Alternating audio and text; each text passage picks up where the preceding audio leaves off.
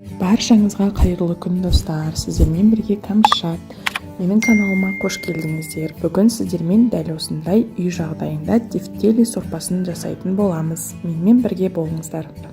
Алдымен сорпамызды дайындау үшін қызып тұрған қазанымызға картопымызды, сәбізімізді және пиязымызды салып, жақсылап қуырып аламыз.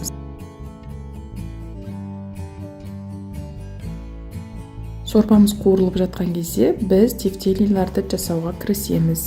Фаршымыздың үстіне майдалап туралған пиязымызды, бір кесе күрішімізді және бір жұмыртқамызды, тұз, бұрыш, ұн салып, жақсылап араластырамыз.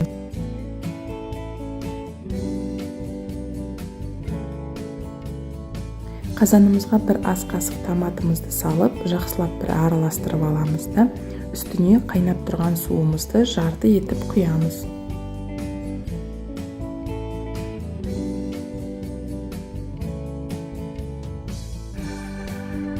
Сорпамыз қайнап дайын болғанша біз тефтелиларды жасаймыз. Осылай дөңгелек етіп, ұн себілген ыдысымыздың үстіне барлығын қатар-қатар қойып шығамыз. Болғаннан кейін ұнға аунатып, морозильникқа 15-20 минутқа қойып қоямыз.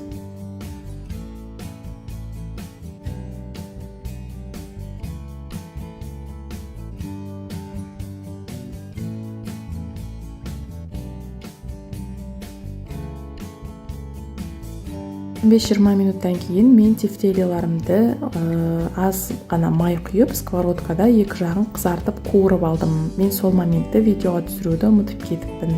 Содан кейін қайнап тұрған сорпамызға бір-бірлеп осы тефтелиімізді салып, бетін жауып, 15 минуттай қайнатамыз.